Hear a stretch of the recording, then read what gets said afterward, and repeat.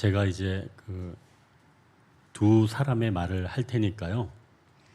어떻게 말하는 사람이 결혼이 준비된 사람인지 여러분이 좀 맞춰 보십시오. 약간 통통한 아이에게 첫 번째 사람이 이렇게 말합니다. 야, 이 돼지야. 두 번째 사람은 건강을 위해 같이 운동하러 갈래? 또 성적이 기대한 만큼 나오지 않은 아이에게 첫 번째 사람이 이렇게 말합니다. 야, 걔는 학원도 안 다녔는데 1등 했다더라. 두 번째 사람은 내가 열심히 했다는 거 알고 있어.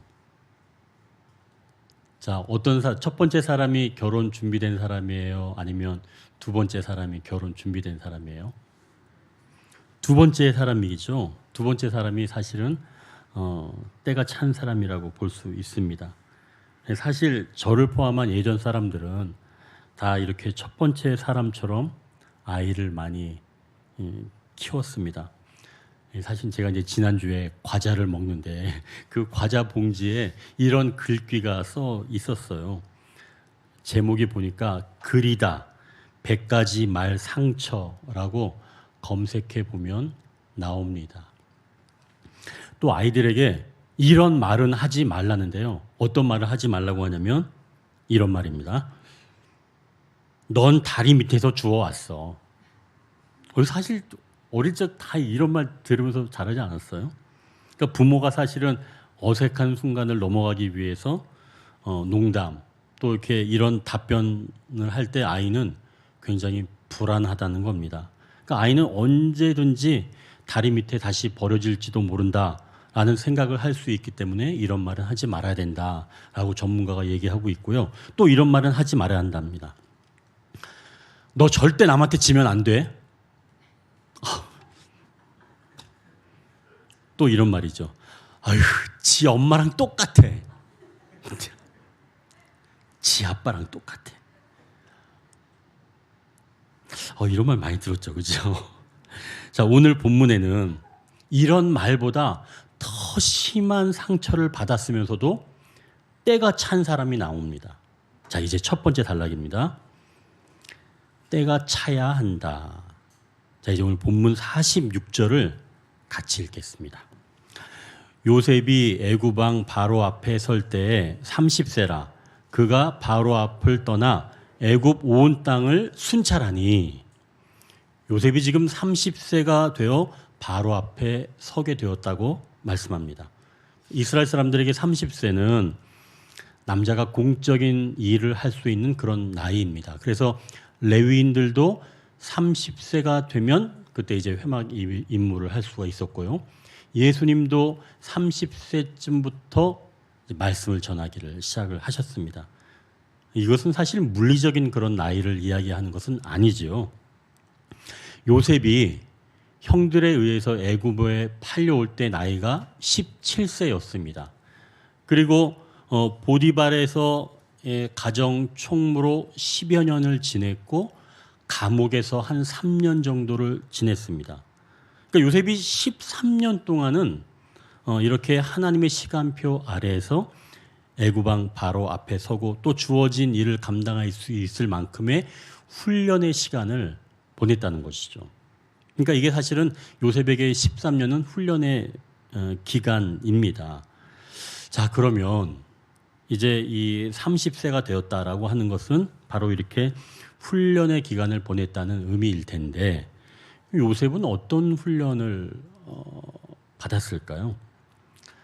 사실 우리가 얼마 전까지만 해도 식사 시간에 농사 얘기를 많이 했었는데요. 요즘은 농사 얘기를 조금 우리가 덜 하고 있습니다. 우리 교회에서는 30년 이상 밭농사를 지은 경력자분도 계시고요.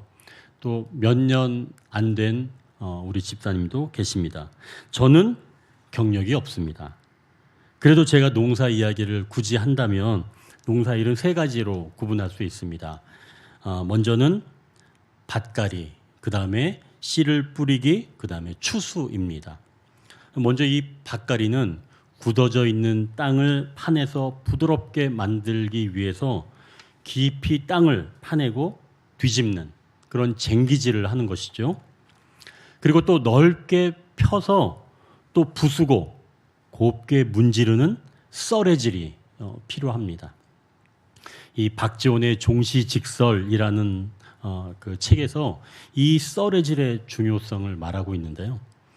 깊이 파서 엎는 것도 이렇게 중요하지만 흙을 부수는 것, 이것도 굉장히 중요하다는 거죠. 이렇게 잘게 부서진 그런 흙은 더욱 부드러워져서 뿌리가 깊이 잘 뻗어도 내려가고 또 뿌리에 흙이 잘 붙어서 가뭄도 잘 견디고 병충해도 잘 견딘다는 이야기를 이 책에서 하고 있습니다. 그래서 더 많은 열매를 거두게 되는 것이죠. 그러니 이렇게 쟁기질, 썰애질이 굉장히 중요하다는 겁니다. 요셉도 그의 삶에서 이런 훈련을 받았다는 거죠. 사랑하는 형들로부터 마음의 쟁기질을 당한 겁니다. 형들이 자신을 애굽의 상인들에 팔아버릴 때에도 아마 이 요셉의 가슴에 깊이 이렇게 썰애질을 당했을 것이죠. 아니 어떻게 가족이 이럴 수가 있나. 만약 내가 한 말이 형들의 마음을 불편하게 했다면 그냥 말로 좀 꾸짖어 주면 될 텐데 꼭 이렇게까지 해야 되나. 원망을 많이 했겠죠, 요셉이.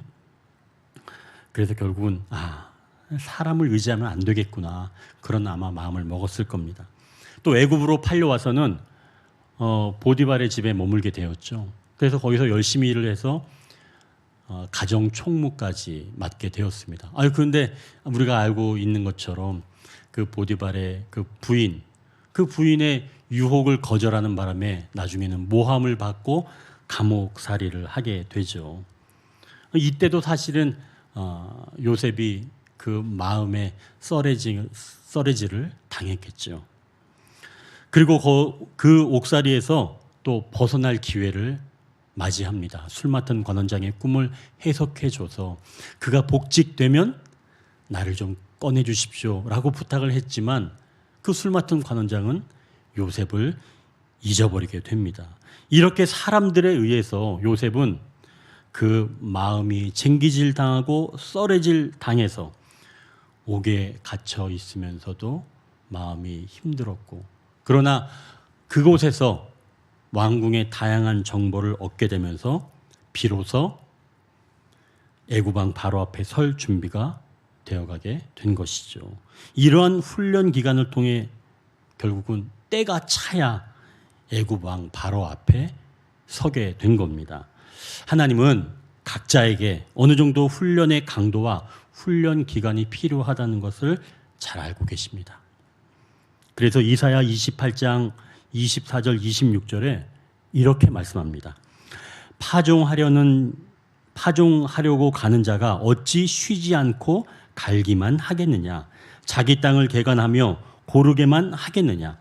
지면을 이미 평평히 하였으면 소회향을 뿌리며 대회향을 뿌리며 소맥을 줄줄이 심으며 대맥을 정한 곳에 심으며 귀리를 그 가에 심지 아니하겠느냐. 이는 그의 하나님이 그에게 적당한 방법을 보이사 가르치셨음이며. 그러니까 우리에게 허락하신 훈련 시간은 우리의 인생에서 열매 맺기 위한 도구에 지나지 않는다는 것이죠. 만약 내 고난의 때가 오래 간다면 하나님께서는 나에게 더 열매를 맺으시기 위한 그런 뜻인 줄 믿으시길 바랍니다. 하나님은 시간을 낭비하거나 또 힘을 낭비하지 않으십니다. 쉬지 않고 땅을 갈기만 하시지 않고 그 땅에 어떤 곡물을 뿌려서 어떤 열매를 맺으실지에 따라서 땅을 얼마큼 뒤집고 어느 기간 동안 엎으실 것인지 결정하신다는 것이죠. 또 하나, 만약 내 마음의 땅이 더 굳어져 있다면 그만큼 쟁기질과 썰애질 기간이 길어질 것입니다. 그러니 그때마다 하나님이 이 사람을 통해서 내 마음을 쟁기질하시고 썰애질하시는구나 생각하시고 오히려 거기에 리듬을 타면서 마음을 맡기시길 바랍니다. 그러니까 여기서 중요한 것은 내 마음을 뒤집어 놓는 일들을 주님 안에서 바라보며 견뎌 나갈 때는 이 기간이 훈련 기간으로 여겨지게 되고 열매를 풍성히 맺을 수 있는 과정이 된다는 것이죠.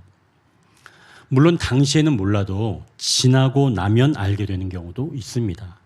분명한 것은 마음이 갈아지는 이 환경은 훈련 기간이라는 사실을 주님 안에서 발견하는 것이 중요하다는 것이죠.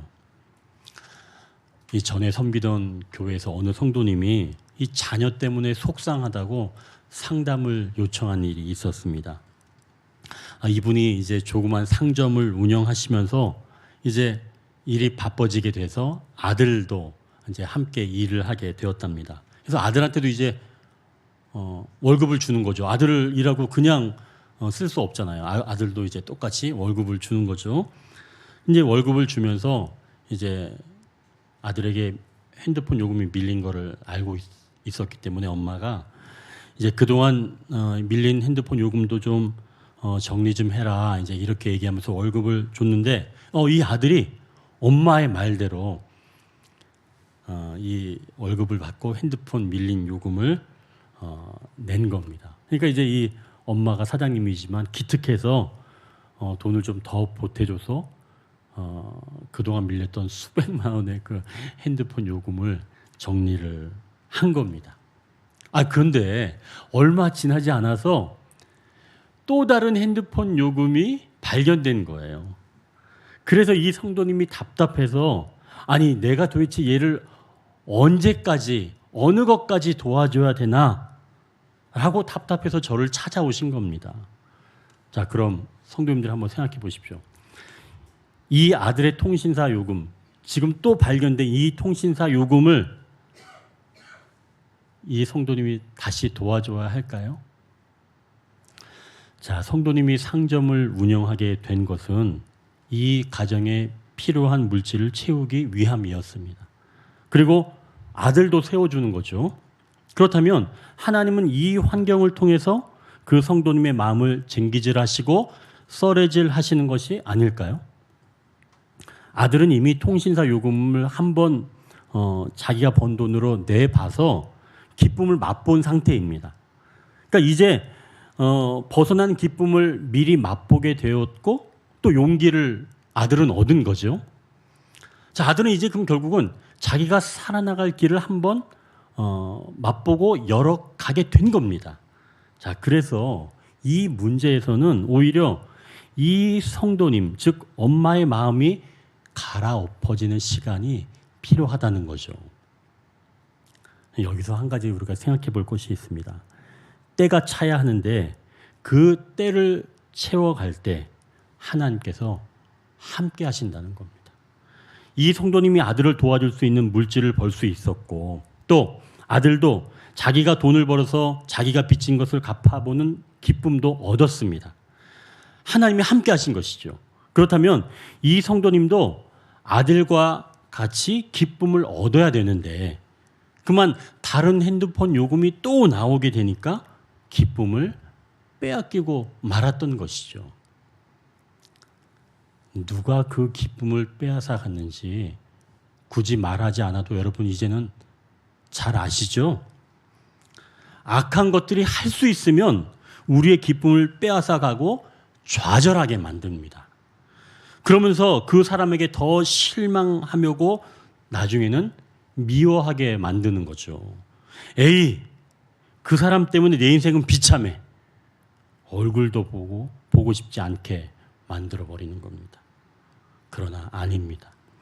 그 사람 덕분에 더 놀라운 기쁨을 맛볼 수 있게 되는 거죠.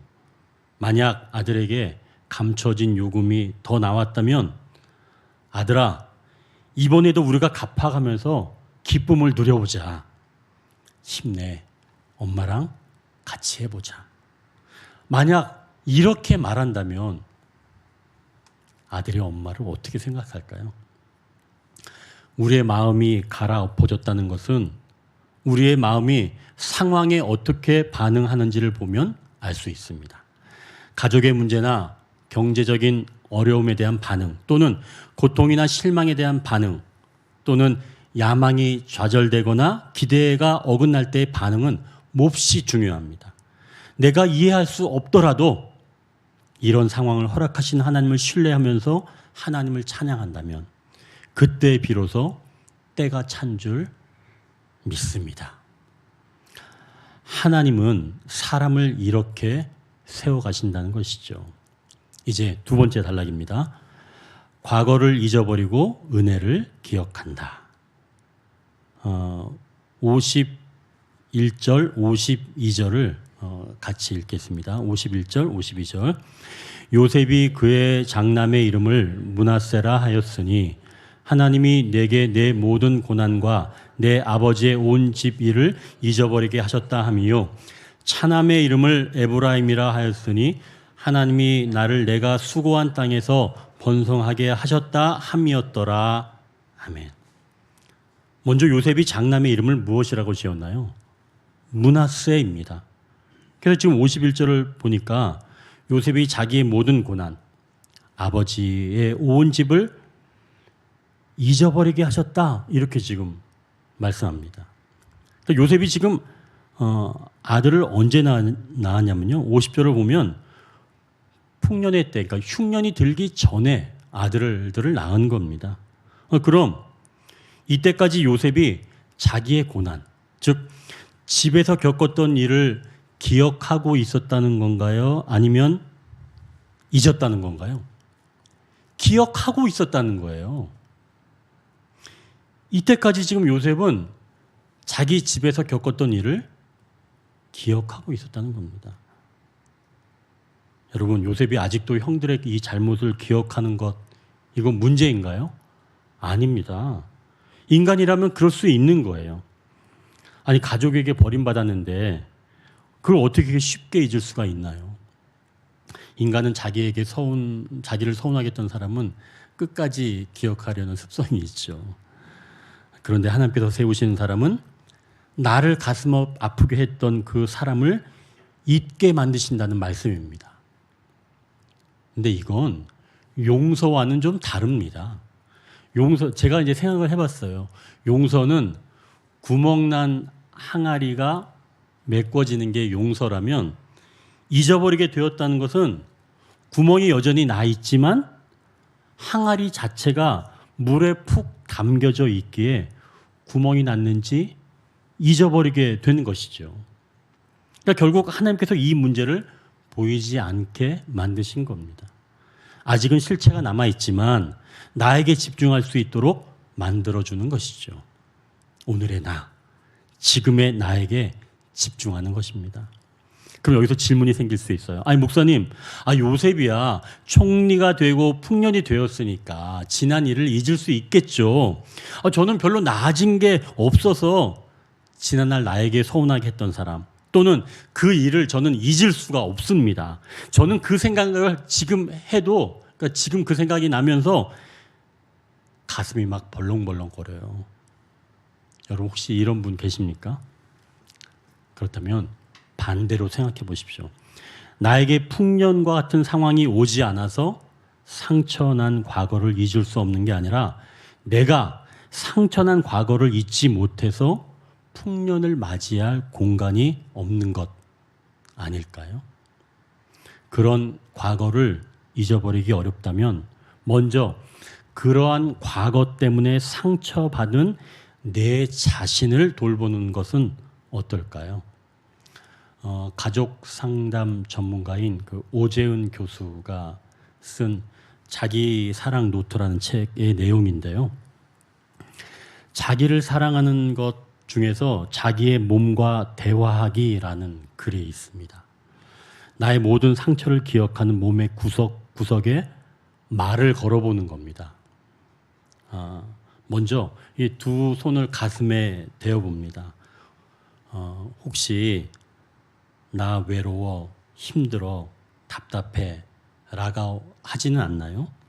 느껴지는 대로 소리내어 표현해 봅니다 라고 지금 이 저자는 이렇게 얘기하고 있어요. 그리고 내가 이제부터 너의 소리를 들어줄게 라고 말을 걸어본다는 거죠. 자, 그리고 이제 본격적으로 어떻게 하는지를 이제 저자가 알려줍니다. 손을 머리 쪽으로 가져가서 이렇게 말하는 거예요. 너를 자꾸 아프게 해서 미안해. 그리고 또 손을 얼굴을 만지면서 예쁘지 않다고 널 구박해서 미안해. 또 눈을 만지면서 이렇게 얘기합니다. 널 너무 피곤하게 해서 미안해. 또 목을 만지면서 핏대를 세우며 화내느라 널 힘들게 해서 미안해. 그리고 이번에는 어깨를 만지면서 말합니다. 무거운 짐을 너무 많이 지어줬지. 널 힘들게 해서 미안해. 이젠 더 이상 너에게 무거운 짐을 지게 하지 않을게. 그리고 이번에는 이건 같이 한번 우리가 따라서 해볼까요? 이번에는 배를 만지면서 말합니다. 배가 나온다고 구박해서 미안해. 좋지 않은 것을 너무 많이 집어넣었지. 정말 미안해. 마지막으로 자기 이름을 부르면서 자신과 깊이 대화해 봅니다. 내가 너를 그동안 너무 함부로 대했지? 알아주지 않아서 미안해. 용서해줘. 이제부터 널 귀하게 대할게. 널 잘 돌봐줄게. 그러면서 저자는 자기 몸과 대화해 보라고 권유합니다. 자, 이렇게 과거 때문에 상처난 자신을 돌보는 게 첫 번째입니다. 자, 이제 두 번째로는 은혜를 기억하는 겁니다. 요셉이 차남의 이름을 에브라임이라고 지었습니다. 그러니까 52절에 보니까 하나님께서 나를 내가 수고한 땅에서 번성하게 하셨다는 뜻입니다. 과거를 잊어버리고 이제는 현재의 기쁨을 누리는 거죠. 그러니까 먼저는 잊어버리는 게 먼저입니다. 그래야 기쁨을 누릴 수 있는 거죠. 므낫세 다음에 에브라임인 거예요. 순서 아시겠죠? 잊어버리고 난 다음에 기쁨을 누리는 것이죠. 자, 조금 전에 이야기했던 성도님 가정의 그 아들처럼 그동안 핸드폰 요금을 낼 수가 없었어요. 이 아들은 그동안 일하지 못했거든요. 그래서 거기서 눌려서 살고 있었는데 이제는 자기가 돈을 벌게 되어서 조금 갚게 되니까 이제 갚을 수 있게 된 그런 마음을 얻은 거지요. 이게 바로 현재의 기쁨을 누리는 겁니다. 그러니까 마음이 변화된 것을 누리는 거죠. 지금 이 아들에게 앞으로 얼마를 더 갚아야 된다, 그게 중요한 게 아닙니다. 그보다는 내가 이 상황을 어떻게 보고 있는가, 만약 현재의 기쁨을 누리고 있다면 그가 바로 에브라임이라는 것이죠. 번성한 겁니다. 어두운 면을 그대로 안고 있으면서 밝은 면을 담아낼 수는 없다는 거죠. 과거에 머물러 있으면서 현재를 살아갈 수는 없습니다. 과거를 잊어야 현재를 살 수가 있는 거죠. 하나님이 세우시는 사람은 이렇게 내면의 문제가 깨끗해지고 새롭게 채워가는 일들이 일어나는 것입니다. 자, 이제 세 번째 단락을 보십시오. 하나님이 세워주신다고 말씀한다. 이제 53절, 54절을 같이 읽겠습니다. 애굽 땅에 7해 풍년이 그치고 요셉의 말과 같이 7해 흉년이 들기 시작하매 각국에는 기근이 있으나 애굽 온 땅에는 먹을 것이 있더니. 애굽 왕 바로가 지난번에 꿈을 꾸었는데 요셉이 해석하기를 애굽 온 땅에 7해 큰 풍년이 있고 그 후에 7해 흉년이 든다고 해석했습니다. 그럼 사람들이 그 해석을 듣고 풍년이 올 때 놀랄까요? 아니면 흉년이 올 때 놀랄까요? 풍년이 들 때 사람들은 놀라지 않습니다. 풍년이 들 때는 그래 풍년이 들어. 흥청망청 쓰기 바쁘죠. 그리고 내 잘난 맛에 살기 바쁩니다. 풍년일 때는 그렇게 보내는 거예요. 그런데 흉년이 들면 달라집니다. 54절 거기 보면 요셉의 말과 같이라고 말씀합니다. 흉년의 때에 요셉의 말과 같이 흉년이 들었다는 것을 지금 강조하고 있는 거예요. 그렇다면 하나님께서 흉년의 때에 요셉의 말에 권위를 세워주셨다는 거죠. 사람들이 풍년이 들 때는 잘 몰랐는데 흉년이 드니까 이제야 요셉이 더 위대하게 보이기 시작했다는 겁니다. 진짜 저 사람 말이 맞네. 그럼 애굽 사람들은 이 흉년의 때에 어떻게 했는지 한번 볼까요? 55절을 보십시오. 애굽 온 땅이 굶주림에 백성이 바로에게 부르짖어 양식을 구하는지라. 바로가 애굽 모든 백성에게 이르되 요셉에게 가서 그가 너희에게 이른 대로 하라 하니라. 자, 먼저 애굽 백성이 누구에게 지금 부르짖고 있나요? 요셉인가요? 아닙니다. 애굽 왕 바로에게 지금 부르짖고 있는 겁니다. 그랬더니 지금 바로가 왜 나한테 부르짖어? 내가 아니야. 요셉에게 가. 이렇게 지금 얘기하고 있는 거예요. 하나님은 세상의 왕인 애굽 왕 바로를 통해서도 지금 요셉을 세워주시는 거예요. 하나님은 여러 가지 방법으로 하나님의 사람을 세워주시는 줄 믿으시길 바랍니다. 여러분, 지금 애굽 사람들은 마땅히 구해야 할 자에게 구하지 못하고 엉뚱한 사람에게 가서 구하는 겁니다. 바로에게 구하고 있는 거예요. 요셉에게 구해야 되는데 바로에게 가봤자 구할 수가 없어요. 그러니 누구한테 구해야 된다? 여기서는 요셉에게 구하는 거죠. 엉뚱한 곳에 가서 구하면 얻지 못하는 겁니다. 이 진리죠. 자, 그리고 또 한 가지, 애굽 백성들은 풍년 다음에 흉년이 온다는 것을 알았을까요? 몰랐을까요? 알았습니다. 46절에 요셉이 애굽 온 땅을 순찰할 때 알았지요. 아니, 그 이전에 요셉이 바로 왕의 꿈을 해석했다는, 그리고 총리가 되었다는 그런 것들 때문에 사실은 애굽 온 땅에 7년이 풍년 들고 7년이 흉년 든다는 것을 모두 알았을 것입니다. 그런데 믿지는 않았지요.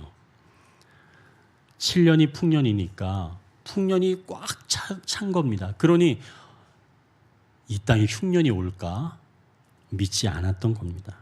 잊어버리고 있던 거죠. 그걸 몰랐으니까 흉년을 맞이해서 굶주리게 되었던 것이죠. 그러니 또 엄한 사람에게 찾아가서 양식을 구하는 겁니다. 여러분, 57절을 보면 각국 백성들은 양식을 구하려고 오히려 누구를 찾았다 그래요? 요셉을 찾았다는 거예요. 각국 백성들은. 애굽 백성들은 바로를 찾았는데 각국 백성들은 요셉을 찾은 거예요. 그럼 여기서도 참 놀랍지 않아요? 어찌 보면 가까이 있는 사람이 제대로 못 보는 경우가 많다는 겁니다. 오히려 멀리 있는 사람이 더 정확하게 볼 수 있었다는 거예요. 여러분, 그러니 우리는 때로는 어떤 객관적인 사실을 조금 떨어져서 보는 그런 지혜도 필요하다는 거죠.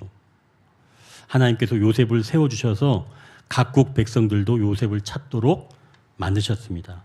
하나님께서는 죄인이었던 요셉을 세워주셔서 이렇게 사람들이 찾도록 만들어 주셨다는 것이죠. 자, 그럼 이제 우리도 요셉처럼 마음이 깊게 파이면서 썰해질을 당해야 그때서야 때가 차서 세워진다는 것일까요? 또 아픈 과거를 모두 잊고 현재를 그냥 은혜로 알아야 요셉처럼 세워진다는 바로 그런 말씀인가요? 아닙니다. 우리가 계속 나누고 있는 것처럼 요셉의 삶은 예수님의 삶을 보여주는 겁니다. 하나님은 요셉을 죄인에서 총리로 세워주셨지만 하나님은 예수님에게 죄인의 옷을 입히시고 십자가에 다셨습니다. 하나님은 우리를 세워주시기 위해 예수님은 세워주시지 않은 거죠. 하나님은 예수님을 버리시고 우리를 세우셨습니다. 제가 아까 말씀드린 것처럼 그 CBMC 회원분들이 그 전도 책자를 가져오셔서 저기 뒤에 이렇게 저희가 쭉 펼쳐놨는데요. 저 책 중에서 옷을 바꿔 입은 형제라고 하는 저건 다 만화책이니까요. 읽기 쉬워요. 옷을 바꿔 입은 형제라고 하는 만화의 내용입니다. 어느 도시에 부모를 잃은 두 형제가 살고 있었습니다. 이 동생은 가난한 생활이 싫어서 늘 불평하면서 지냈습니다. 하지만 형은 그런 동생을 타이르면서 언젠간 우리에게 좋은 날이 올 거야. 그러니 우리가 좀 참고 기다리자. 이렇게 하면서 나중에 형은 교회를 다니게 되었고, 이 동생은 점점 삐뚤어져서 결국은 좋지 못한 사람들과 어울리게 되었습니다. 한 번에 이 동생이 점점 삐뚤어져서 결국은 좋지 못한 사람들과 패싸움을 하게 되었는데요. 그때 잘못해서 그만 살인을 저지르고 말았습니다. 이 동생이 너무 놀라서 두려운 마음을 가지고 형에게 달려와 도움을 요청했습니다. 형, 내가 사람을 죽였어. 나 어떻게? 뭐라고? 설마. 근데 정말 동생의 옷에 피가 흥건히 묻어 있었습니다. 빨리 옷을 벗어봐. 형은 피 묻은 동생의 옷을 벗기면서 말했습니다. 내 말 잘 들어. 너와 내가 옷을 바꿔 입은 거야. 무슨 뜻인지 알겠지? 알았어, 형. 어서 도망쳐. 형 고마워. 동생은 두려움에 가득 차서 형의 옷을 입고 달아났습니다. 이 동생의 옷을 입은 형은 현행범으로 그 자리에서 체포되고 말았지요. 결국 형은 살인자가 되어서 재판을 받았고 사형을 판결받아 죽게 되었습니다. 형은 죽으면서 마지막 한마디를 남겼습니다. 동생에게 이 편지를 꼭 전해주십시오. 달아났던 동생은 죄책감에 시달려 방황하다가 양심의 가책을 받아 자수했습니다. 형은 살인자가 아니라 제가 범인입니다. 체포된 동생은 재판에 회부되었지만 이미 살인죄로 심판을 집행했기 때문에 같은 사건을 2번 처벌할 수 없어서 동생은 무죄 판결을 받았습니다. 동생은 형이 남긴 편지를 받았습니다. 형은 동생에게 이런 글을 남겼습니다. 나는 내 죄의 옷을 입고 너 대신 죽는다. 너는 이제부터 내 옷을 입고 나처럼 살기 바란다. 동생은 형의 옷을 입고 형처럼 살기를 결심했습니다. 형은 모든 사람에게 정직했고 또 성실하게 살았기에 동생도 그렇게 살았습니다. 동생도 형처럼 교회 나가 예수님을 믿게 되었습니다. 과거에 방탕했던 그런 동생은 죽었고 이제 형이 살게 되었습니다. 형은 동생을 위해 자신을 버렸습니다. 동생이 이걸 깨닫는 순간부터 동생은 형처럼 세워져 살아갈 수 있었습니다.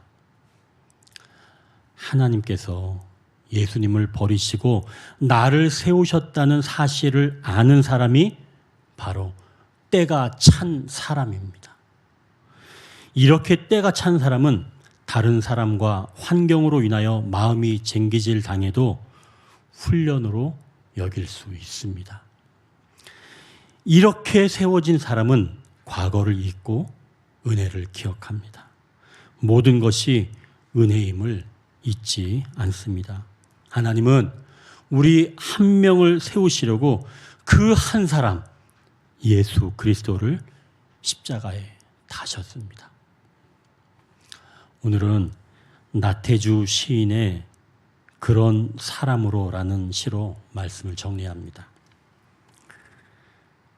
그 사람 하나가 세상의 전부일 때 있었습니다. 그 사람 하나로 세상이 가득하고 세상이 따뜻하고 그 사람 하나로 세상이 빛나던 때 있었습니다. 그 사람 하나로 비바람 거센 날도 겁나지 않던 때 있었습니다. 나도 때로 그에게 그런 사람으로 기억되고 싶습니다. 하나님이 세우시는 사람은 때가 차야 합니다. 때가 찼다는 것은 하나님이 그 한 사람 예수 그리스도를 버리셨다는 것을 아는 사람입니다. 이렇게 하나님이 세우신 사람은 과거를 잊고 은혜를 기억합니다.